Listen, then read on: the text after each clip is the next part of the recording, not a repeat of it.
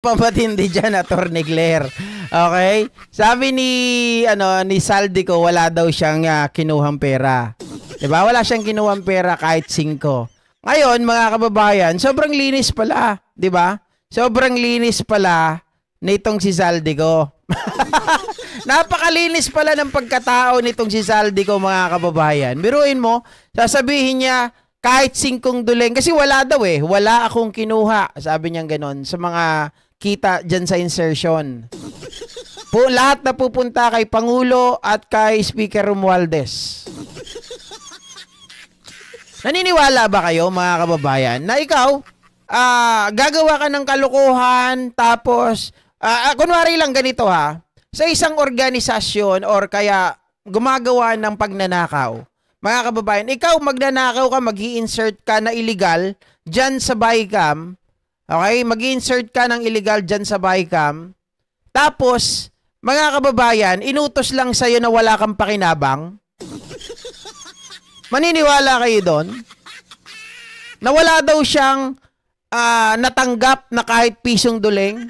Isipin po natin sabi ni Escudero, nung kanyang mga privilege speech, mga kababayan, na si Saldico at si Speaker Martin Romualdez may kinalaman. At itong mga ito, ang malalaki. Kasi sabi niya, 1% lang naman. Yung sa akin, bakit diyan kayo nagpo-focus? Bakit hindi dun sa 99%?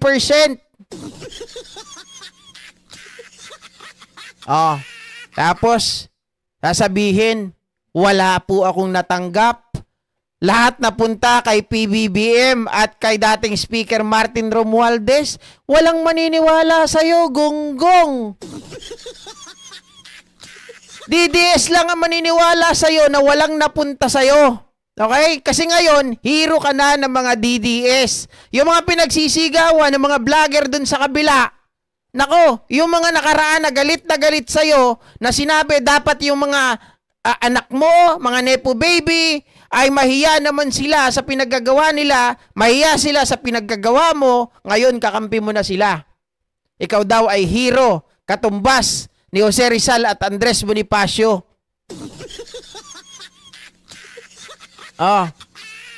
Kaya tuloy sabi ni mga kababayan, sabi nitong si ano ba pangalan nito? Natatawa ako dito kay Jasmine Marimar, mga kababayan. Sa host ng GMA, kasi nga nakita niya at narinig itong pahayag ni Saldico. Excuse me. Wala, di ko napigilan. Mga kababayan, sabi ni Susan Enriquez, kawawa naman pala. Kawawa naman pala siya. Wala daw napuntang pera sa kanya. Mga kababayan, ganito yan. Mga ka-G Fanatics. Sabi ni Saldico, walang napunta sa kanya. I-debunk po natin. Bago natin ipakita itong kay Susan Enriquez. Wait lang, pakita muna natin.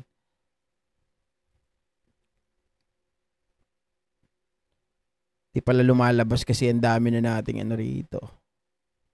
Ayan. Axon.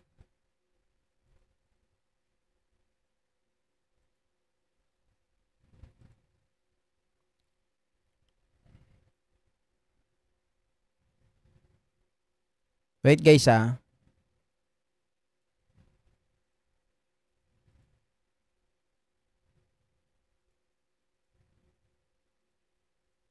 Ayan. Sabi ni Susan Enriquez, mga ka-G Fanatics, ay ito. Ayan.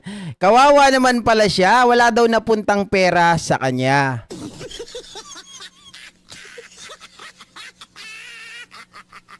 Ito, mga kababayan. Balikan na naman natin yung pahayag kanina na si Pangulong Bongbong Marcos ay nagalit sa budget, mga kababayan, ng 2025. Nung nagalit siya, pinatanggal, mga kababayan, si Saldico. Inalis bilang appropriation chair. So kung iisipin nyo, mga kababayan, di ba nagalit si PBBM? Anong sabi niya? Di umano ayon kay Toby Chanko, mga kababayan, nagalit ito dahil sinabihan itong si Romualdez, maging itong si Saldico, kayo, sinisira nyo ang administrasyon ko. Mga kababayan, ganoon ang pagkakasabi di umano. Puro kayo pagnanakaw. Puro kayo, ano pa ba yung exact term na ginamit doon? Basta, katumbas ng pagnanakaw. Mga kababayan, basta sinisira nyo ang administrasyon ko. Puro kayo pagnanakaw. Diba pag sinabing puro kayo pagnanakaw, kaya ka nga tinanggal, mga kababayan, dahil proven that you did something wrong. Tama? Kasi, hindi ka naman papayag at hindi ka tatanggalin, mga ka-GPnatics, kung wala kang ginawang hindi maganda or kung wala kang ginawang sablay, hindi ka tatanggalin ni Pangulong Bongbong Marcos.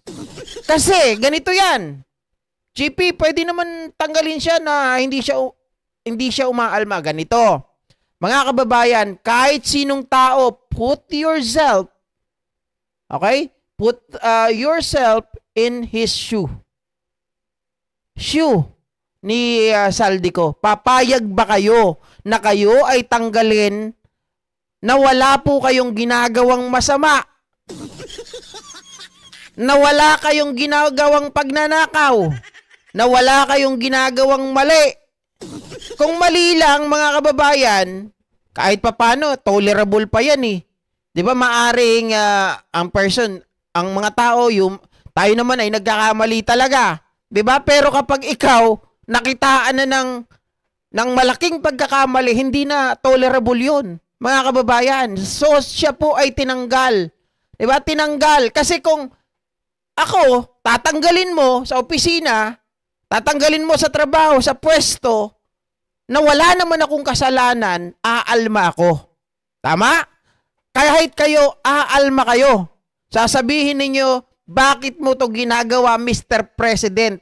I'm just doing my job accordingly. Diba? Lalaban mo yan. Nung una pa lang, na tinanggal ka, magkakalat ka na sa media. Ang gagawin mo na, mga kababayan, ay magsusumbong ka na. Ang gagawin mo, hindi fair si Presidente. Hindi man lang dumaan sa due process, hindi man lang pinaimbestigahan, tinanggal ako. Di ba? Dapat ganon ang gagawin niya. Magsasalita siya kaagad. Mga kababayan, hindi. Umalis, palusot, due to health issue, pumunta sa ibang bansa. Anong sabi niya? Siya daw ay pumunta sa ibang bansa kasi yun daw ay utos sa kanya at siya daw ay poprotektahan. Mga kababayan, sabi ko nga, bakit kailangan mong maprotektahan nila if you did something wrong, if you did not do something wrong? Nalilito na ako. Okay? Kung wala kang ginawang mali, mga kababayan, bakit ka nangangailangan ng proteksyon galing sa kanila? Tama? Kasi the first thing na gagawin mo ay umalma, lumaban, at kontrahin ang kanilang mga desisyon. Sasabihin mo lang, bakit naman ganyan kayo? Napaka-unfair ninyo. Wala akong ginawang masama. Bakit nyo ako aalisin sa pwesto? Diba? Hero ng kadiliman at kasamaan. Yun lang yun eh. Mga kababayan, tapos magsisinungaling ka, wala akong, ano daw, sabi niya gano'n, wala daw siyang kinuha, wala daw siyang natanggap, walang napunta sa kanya, lahat ng insertion napunta sa ating Pangulo at kay Speaker Martin. So, Saldico, huwag mo kaming utuin, hindi kami OGAG, hindi kami GAGO, okay? Kasi, kung wala kang kasalanan, hindi ka magtatago. Kung wala kang kasalanan, hindi ka papayag na matanggal sa trabaho. Ganun lang kasimple. 'Di ba? So kahit sinong DDS ngayon ang humarap, banggain natin. Kahit sino mga vlogger diyan, debunk natin. Ito hero nyo, walang natanggap kahit konti. Anak ng baka. mga kababayan, doon nga sa milyon-milyon na kita, kickback doon sa procurement ng tawag dito? Mga kababayan, overpricing na laptop eh. Celeron pa ang specs. Pinatos mo. Dito pa kaya insertion? At hindi lang yun ikaw ang tinuturo nila Cheese Escudero. 'Di ba? Sabi ni Cheese, the person that cannot be mentioned. Tapos wala kang alam? At binabanggit mo rin kanina, nilaglag mo din si Escudero. Nung kayo ay nag-usap-usap tungkol sa BICAM, yung pag-insert ni Pangulong Bongbong Marcos ay alam din daw nila. Bakit hindi nagsasalita noon ng etong si Escudero, ikaw lang ang tinuturo at etong si Speaker Martin? Ganun din kay Gutesa, hindi niya tinuturo ang Pangulo. Hindi niya pinapangalanan ng Pangulo. Si Speaker lang at ikaw. Sa makatuwid mga kababayan, yung naratibo, yung idea na ilagay ang pangalan ni Pangulong Bongbong Marcos, tinaon lang nila yan sa Senate Blue Ribbon hearing at the same time sa rally para mag-init lalo ang mga kababayan natin, di ba, na sumali at magalit sa Pangulong Bongbong Marcos. Yun ang katotohanan niyan. Pero hindi po nakikita ng ibang mga kababayan natin na bulag, sarado na ang kanilang mga isip. Si Pangulo ang nagbukas ng pagkakataon para maimbestigahan ang anomalya ng flood control at mga insertion. Kung hindi dahil sa kanya, nananatili pa rin, namamayagpag pa rin ang korupsyon na nagsimula sa panahon ni Digong Duterte. Di ba? Yun ang totoo. Thank you so much po sa nag-share ng blessing. Teka lang, lalapitan ko lang kasi hindi ko makita. Hindi ko makita. Ano ba pangalan nito? Ma'am Linda Fernando, thank you so much. Hindi naman si Ma'am Leticia to, di ba? Dollar kasi to eh. Si Ma'am Leticia sa Hong Kong. Grabe nilalapitan ko pa. Dati hindi ko nilalapitan yan. Hindi ko kasi makita eh. Tapos na laban, may nanalo na. Booking na booking, kasaldi ko. Sunog na sunog ang mga buhaya. Dito, mga DDS yung hero nyo. Huli dapat makulong. Nasa plano na nila yan. Actually, mga kababayan, si Marcoleta ay nadulas din sa pahayag niya. 'Di ba? Doon sa unang sabak niya. Sabi niya ganun, yung matagal ko nang kanina pa eh. Sabi niya ganun, kanina pa. Palagay ko narinig nyo naman. Pero sabi niya nung una, matagal ko nang gustong. Matagal ko nang gustong. Ibig sabihin, matagal na alam. Yung mukhang matagal na nila talagang prinano na itong si Zaldico ay kausapin at mga kababayan, alam nyo na, 'di ba? Simple lang. Kinausap ng kampo ni Sara itong si Zaldico, sige magsalita ka because we need a fuel. Okay? Yan ang pagkakasabi, mga ka-GPnatics, ayon sa aking puting uwak. Walang gagaya nun ha. Yung iba puting ahas. Sa akin puting uwak. Ayon sa aking puting uwak, kinausap daw di umano itong si Zaldico. Ano ang kapalit, mga kababayan? Magsalita ka because we need a fuel para magkaroon ng pagbabago. Okay? Ng prosper. Etong gusto naming mangyari na maalis si Pangulo at etong November 19 ay Pangulo na namin si Sara. Sabi nga. Anong kapalit? Alam mo na. Okay? Mapapawalang sala ka. So ngayon, itong mga taong ito, mga kababayan, nananatili sa kanilang panaginip na maalis si Pangulong Bongbong Marcos at sila ngayon, si Sara ang maupo para yung kanilang mga kaso ay wala na, 'di ba? Pag nangyari yon, naupo si Sara, yung kanilang mga kaso, bye-bye. Malinis na. May ano yun, meron pang ganyan, may post din si Baste at si Pulong, mga kababayan. Dapat daw alisin, ay pakulong si Bangag, at yung mga nakakulong, yun daw ang palayain. Tanga. Oh, may bayad nga mga rally kagagawan, Sara, dami bayad, pero di niya maibalik ang pera ng taong bayan. Ganyan, kakurakot. Tae. Fake news si Saldico, sabi ni Ma'am Linda Mindo. Baka fake news. Fake news po. Okay? DDS kay Saldico, hindi tugma ang pizza mo. Oh, yargi ka. Hindi daw, hindi tugma yung pizza mo. Saldico, ayusin mo muna. Ang buong naratibo kasi dyan, mga kababayan, marami nagtatanong, ito bubuing ko sa inyo ha. Ganito kasi yan. Ayon sa puting uwak, kasi tanong ko talaga, ano ba talaga ang proseso dyan? NEP muna ang mauuna bago yung BICAM. Okay, bago yung BICAM. So ngayon, mga kababayan, dahil nga November yan, para bigyan ko lang kayo ng to make the story short. Haba-haba ng mga pinagsasabi ko eh. Ang dami-dami kong mga sinabi dito. Siyempre, maguguluhan yung iba dyan. 'Di ba? Pero kasi ganito yan, mga kababayan. Okay, bigyan ko lang kayo ng konting idea. Sabi kasi dito, ito daw mga suitcases ng cash na diniliver kina former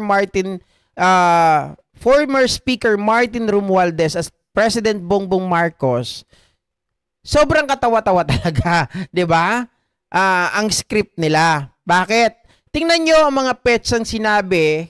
Nakita nyo naman, di ba? January, May, June, October. Mga kababayan, at August 2024. Wala pang BICAM during that time. At kailan daw nag-deliver ng maleta ng pera si Orly Guteza? December, mga kababayan, kailan yon? December 2024 lang umano siya nakapasok. Pero kung iisipin ninyo, by the month of January, May, June, October, August 2024. Pero December pa lang nakapasok si Guteza. So, it really contradicts the narrative. 'Di ba? Isa pa. Ongoing pa yung budget ng BICAM. Yung budget deliberation during that time sa Congress. Sa mga panahon na binabanggit, mga kababayan, ni Zaldico, okay? Yung mga nag-deliver daw, okay? At noong January 2024, budget call pa lang ng DBM. So paano siya nakapag-deliver ng kung ano-anong o kung ano man sa mga dates na sinabi? So kasinungalingan eh. Yun ang pinaka-short ng story. 'Di ba? Yun ang pinaka-short ng story. Paano mangyayari ang mga bagay-bagay na sinasabi mo that you delivered yung mga luggages na yon, samantalang hindi pa nangyayari yung BICAM, budget deliberation pa lang by January.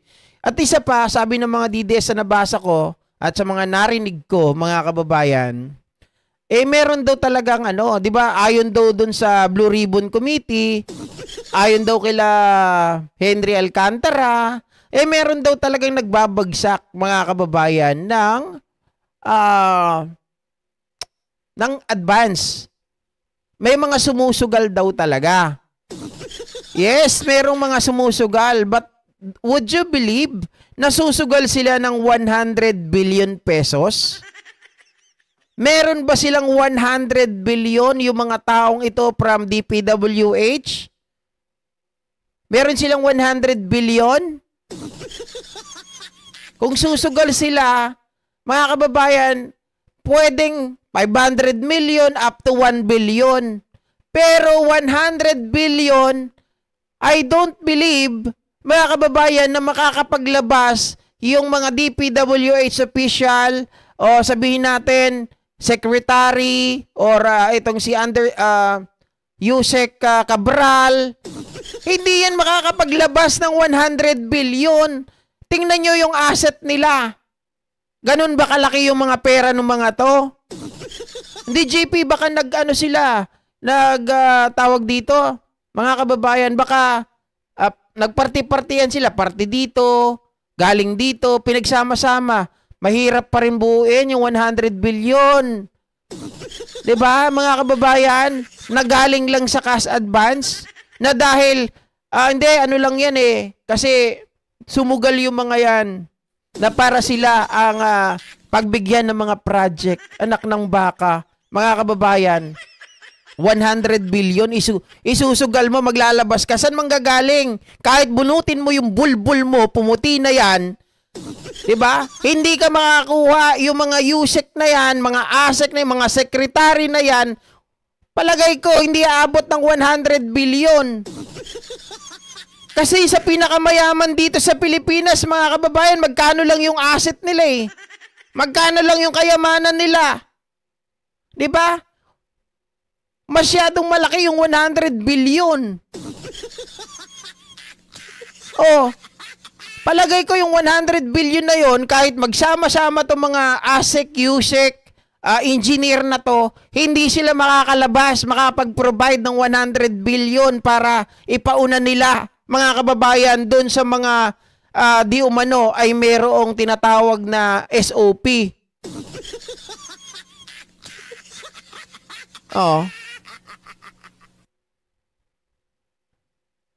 Sis Mary Jane, tingnan mo mga komento nila, pare-pareho ang sinasabi. Mga tanga lang naniniwala sa pasabig ni Ko na DDS na rin. DDS na talaga Dati, hindi. Mali po kayo. Francisco Balmediano. Okay? Mali po yun na DDS na rin. Dati talagang DDS yan si Saldico. Remember, kung matagal kayo dito sa channel ko, lagi kong sinasabi, the originality, mga kababayan, of Saldico is DDS talaga yan. Ang mga kasama niyan dati, si Pulong, si Ungab, si Alvarez, yan sila ay magkakasama. The reason why, mga kababayan, ginawang appropriation chairperson itong si Zaldico, dahil nga nagkaroon ng tinatawag na coalition. 6 na coalition yan na nagsama-sama, mga kababayan, ibinigay ang speakership kay Speaker Martin.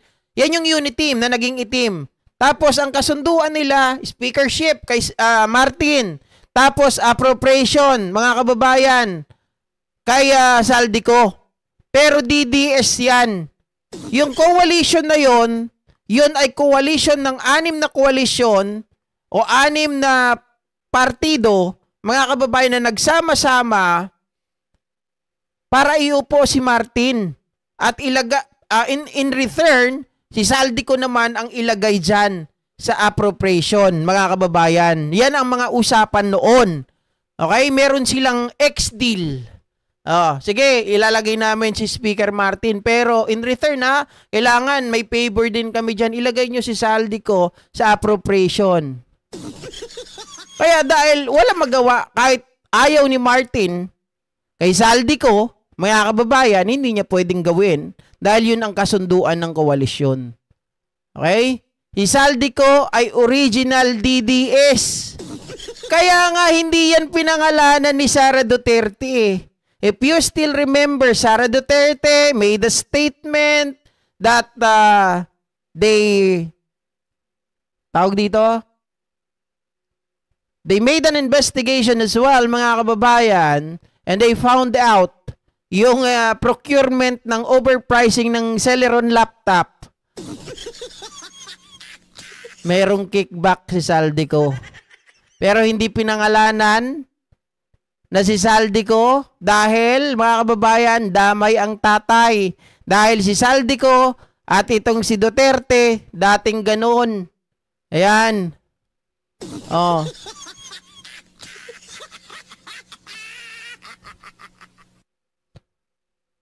Mga mga akala ng mga Duterte, remember, yan, Chinoy.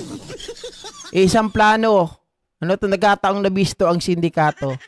May kasyunduan. Tama. May kasyunduan. Hindi naman natin masasabing kasyunduan.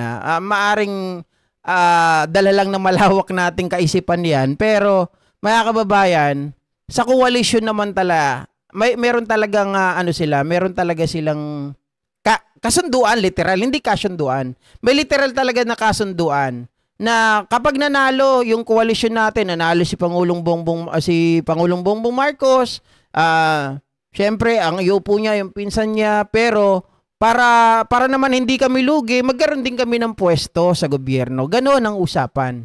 Kaya itong ako Bicol Party List, magtataka nga party list lang wala siyang sariling constituents. Hindi siya district congressman. 'Di ba? Party list congressman siya. Pero mga kababayan, ginawa siyang chairperson ng appropriations. Doon na lang kayo magtataka Pero normal 'yan kasi nga 'yan ang kasunduan nila sa koalisyon nung nanalo sila nung 2022 election. INC din si Saldico. Kung INC rin to si Saldico, bakit na lang puro INC ngayon ang mga kababayan ang nadadamay sa korupsyon? At nagtataka kayo kung INC ito, bakit hindi rin natiwalag? INC, baka naman.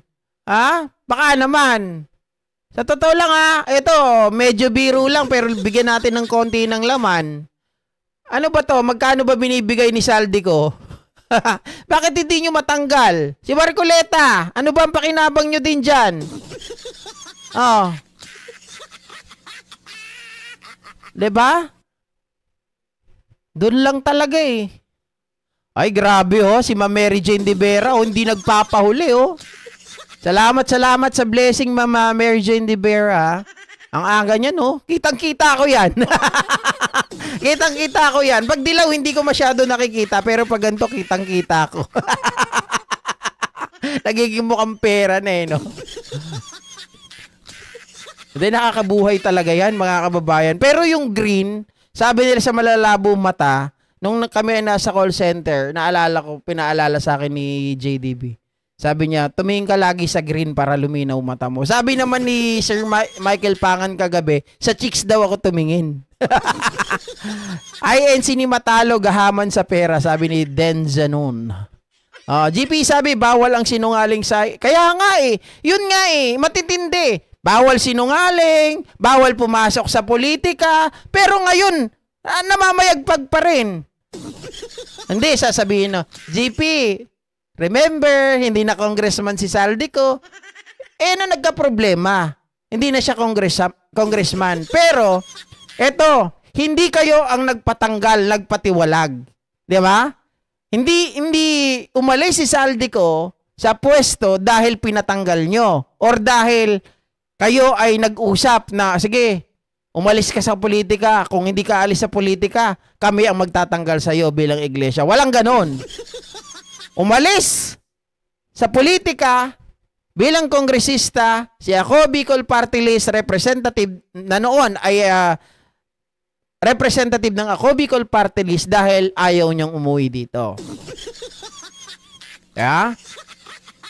Wala daw ginawang kasamaan, wala daw ginawang kasalanan, pero takot umuwi ng bansa.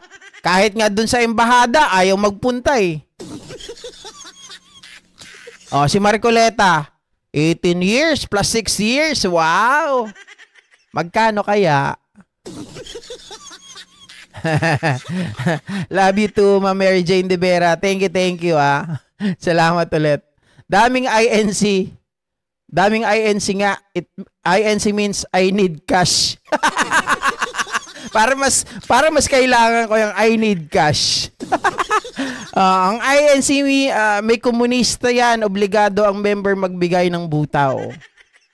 Pero Pero yung ano yung mga nilalabas ni Pebbles Talakera hinggil sa INC. Nako mga kababayan, ang dami talaga, grabe. Minsan na nga lang, hindi ko na nga lang pinapatulan, pero Diyos ko.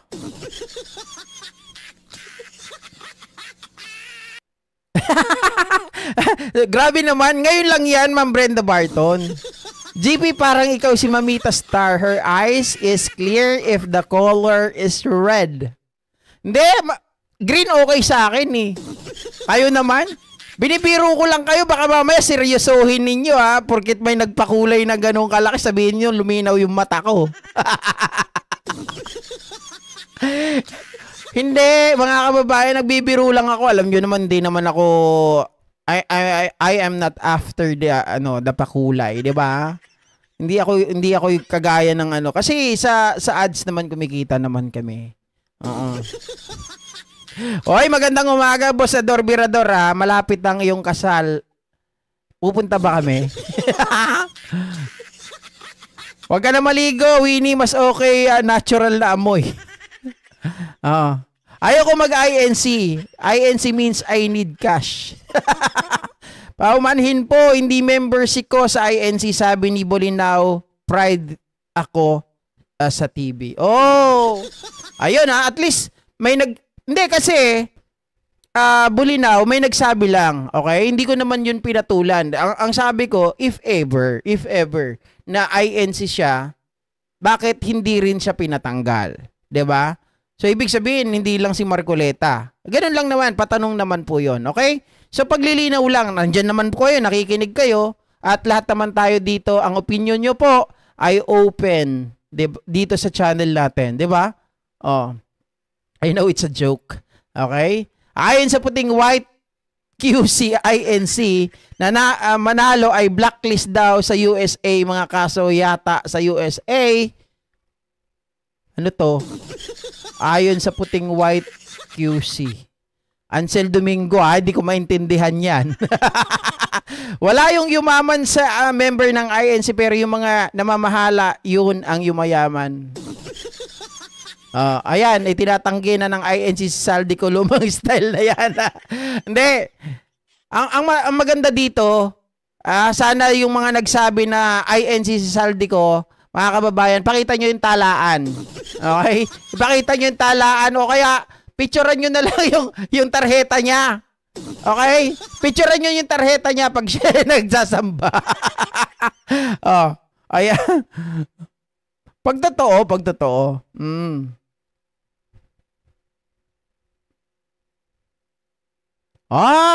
Blacklist sa US, may kaso yata sa USA na kinaharap. INC.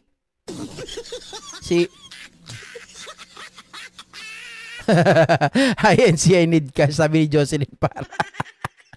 Ayon sa Kabayong Puti, kasabuat daw sa sindikato ang INC. Sabi mga kababayan, kasi nga ayaw daw nila na mahalungkat yung kanilang ugnayan sa mga politiko. Yung mga politiko na nakita nyo lahat ng inendorso nila, mga kababayan, ay kasangkot po, mga ka-Gpnatics, sa flood control. At yung iba pa dyan,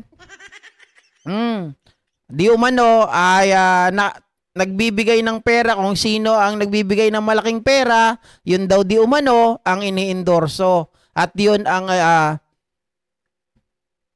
kanilang tawag dito, binabasa kapag malapit na ang halalan.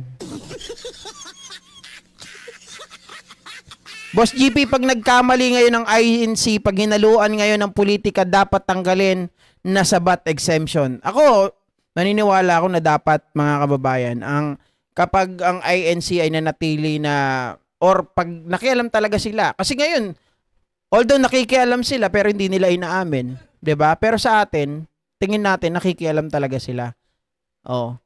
So dapat nga alisin na yung separation of church and state.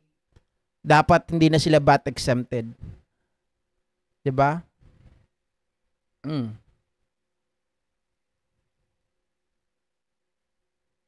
Totoo 'yun, kailangan may pera ka pag nagsamba ka. Sabi ni Ma'am Emmy Rose Lictawa. Oy, hindi naman, Ma'am Emmy Rose. Nung panahon na active ako, bago ako tiwalag na tawag ko sa sarili ko, pero lamig kasi ako eh. Okay, pero syempre mga ilang taon na 'yon. Marami ding time na dismaya ako sa kanila, sa totoo lang. Pero hindi ko naman dinamdam 'yon. Kwento ko lang hindi ko dinamdam 'to. Nung panahon na active ako at talagang masasabi natin down na down ako nung time na 'yon. Naghahanap ako ng trabaho. Galing sa construction. Tapos sabi nila may mga trabaho sa Sentral. Eh di nanghingi ako ng trabaho, mga kababayan, kahit ano lang, tipong pangkain ko lang, o kaya naman ay kahit anong trabaho na pwede. 'Di ba? Pinagtatawanan lang nila ako noon dahil sa mata ko eh. Pero hindi ko naman yun dinamdam, bagkus ginamit ko yun, stepping stone, para magsikap sa buhay. Na ang sinasabi ko, iba-iba talaga ang perception ng mga tao.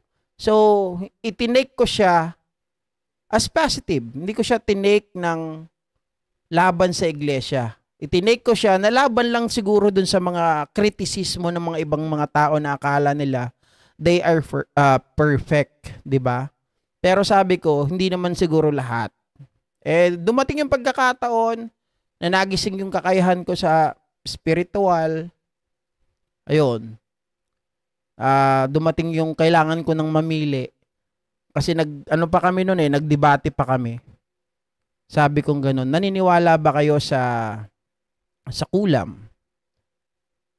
Sabi, oo, naniniwala kami kasi sa Biblia, nung kayo ay dinudokrinahan, may binabanggit doon na ang kulam ay bunga ng gawaing masama ng mga manggagaway. Diba, manggagaway is mangkukulam. So ibig sabihin naniniwala sila. Kaya lang, mga kababayan, kailangan diretsa ka lang daw sa taas ka lang. Di ka gagamit ng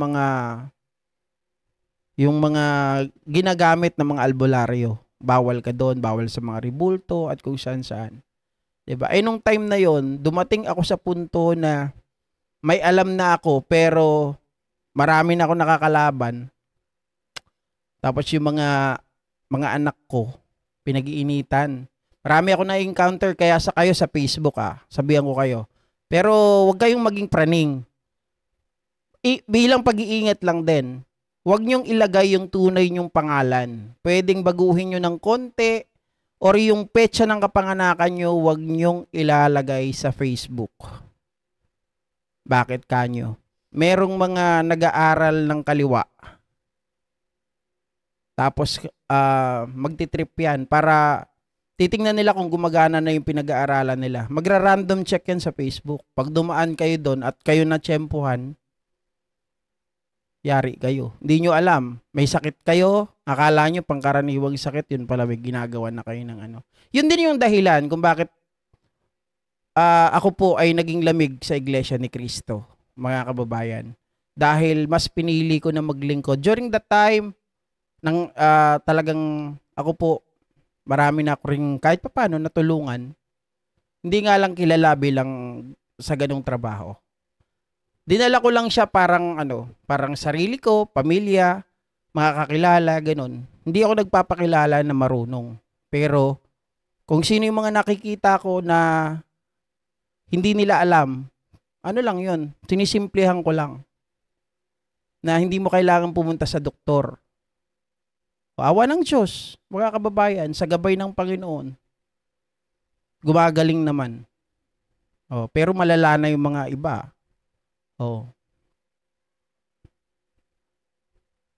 Ayun, mga kababayan. Sir GP, ako, walang tama sa info ko. Sa FB, ayoko talagang ilagay. Sabi ni Ma'am Jenny Ramos. Oo, huwag niyong ilagay. Tama. Kasi mga kababayan, mukha nyo, pangalan nyo, birthday nyo, kumpleto, naku, yari kayo. Wag nyong gagawin. Kasi, payo ko lang yon. Sa mga naniniwala, walang mawawala naman sa inyo. Sa mga ayaw maniwala, wala namang problema din, mga ka-GPnatics. Kasi yan, random naman sila, lalo yung grupo ng 666 sa Batangas. Naku po. Oh. Naniniwala sila sa mangkukulam pero harap-harapan silang ninanakawan ni INC Manalo. Ba't hindi sila naniniwala ang yaman na ni Manalo dahil sa ikapo at bigay ng mga politiko na magnanakaw? Ay, nako. Ayan mga kababayan, hindi pa tayo